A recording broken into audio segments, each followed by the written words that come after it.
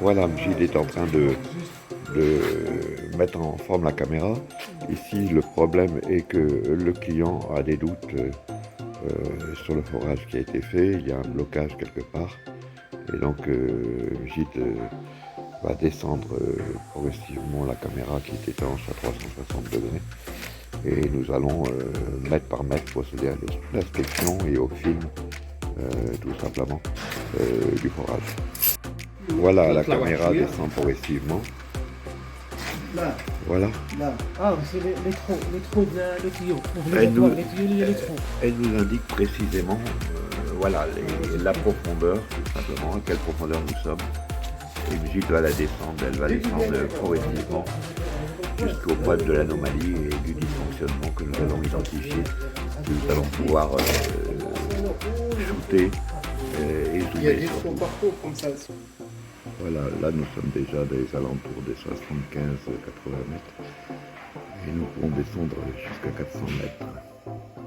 Nous sommes sur une très vaste propriété, une maison d'hôte exactement, qui est tenue par un Danois dans les environs de Marrakech tout simplement. Voilà. L'appareil continue à descendre très lentement. Il est à 62 mètres à l'heure actuelle. Et on doit descendre profondément pour identifier la cause du dysfonctionnement. Voilà, la caméra descend progressivement. Là, Voilà. là. Ah, c'est les trous de le tuyau. Les tuyaux, il y a les trous. Elle nous indique précisément voilà, la profondeur, tout simplement, à quelle profondeur nous sommes. Et Brigitte va la descendre, elle va descendre progressivement jusqu'au point de l'anomalie et du dysfonctionnement que nous allons identifier. Nous allons pouvoir shooter et Il y a zoomer des sur trous tout. partout comme ça. Voilà, là on est sur la fin du forage, on est à 145 mètres, donc on va continuer jusqu'au bout. Voilà, on essaye de descendre pour voir est-ce que réellement on est à la profondeur définie par le foreur et on va voir si on va atteindre le fond du moment qu'on n'atterrisse pas à Moscou. Voilà, donc c'est bon, on ne devrait pas tarder. On est à 147 mètres et Mjid est en train de scanner les parois. Voilà, là il scanne les parois, il zoome sur les parois de manière à voir ce qui se passe. Voilà, je rappelle pour mémoire que notre caméra va jusqu'à 400 mètres. Voilà.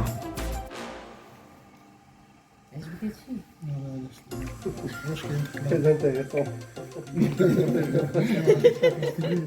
اجي دوك ما داروش لي باغوا ما داروش داكشي. قادو صداع.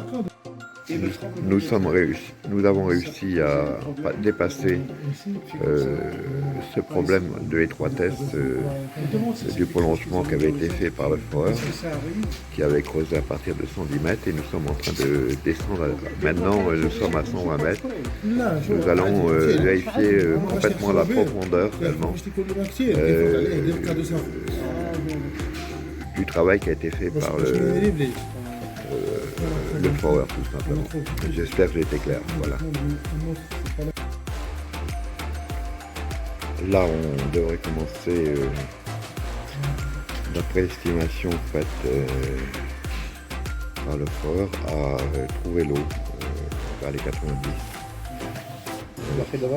Ce qui n'est pas le cas pour l'instant d'ailleurs. Donc ça permet quand même d'avoir une précision inégalée par rapport à la... Voilà, nous sommes dans l'eau. Exactement. 92 exact.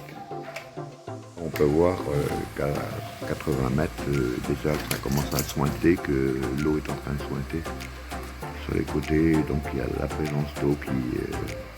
tout simplement qui descend au fond du forage. Voilà, nous sommes à 150 mètres, donc sur la fin du puits, tout simplement. Donc c'est exactement ce que le foreur avait prévu. Donc comme je dis, sur un croisement à l'heure actuelle, mais pas cette place-là, un peu plus haut. Là c'est une des veines. Et a priori il y en a une autre qui vient d'entrecroiser, que nous avons trouvé. Et que nous allons mesurer tout simplement. Toujours pour les mêmes clients, ils nous ont demandé de vérifier 2 points qui avaient été détectés par je sais qui. Le premier point que nous avons vérifié était situé sur la même veine que nous avions vu avec la vidéo, et là c'est un autre terrain qu'ils ont à l'arrière. Ils nous demandent de vérifier s'il y a une présence d'eau. Voilà, c'est ce que je dis de sans pouvoir faire avec un de nos systèmes allemands, et qui sera vérifié par un deuxième système, et de manière à croiser les données, de manière à nous assurer que la vérification est exacte. S'il y a de l'eau, et nous cherchons donc une veine et un croisement de veine exactement, et nous allons à partir de ce moment-là, si c'est le cas, poser nos électrodes et un deuxième système qui va nous permettre de déterminer le débit.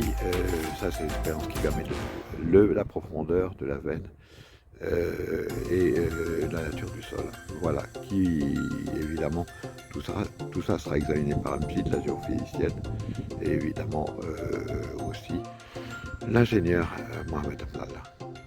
Toujours pour les mêmes clients, ils nous ont demandé de vérifier 2 points qui avaient été détectés par je sais qui. Le premier point que nous avons vérifié est situé sur la même veine. A priori, il y en a une, nous l'avons vu avec la vidéo, et là c'est un autre terrain qu'ils ont à l'arrière, et que nous allons... ils nous demandent de vérifier s'il y a une présence d'eau. Voilà, c'est ce que je dis de sans pouvoir faire. Donc avec un de nos systèmes allemands, et qui sera vérifié par un deuxième système, et de manière à croiser les données, de manière à nous assurer. A priori, il y en a une autre qui vient de croiser.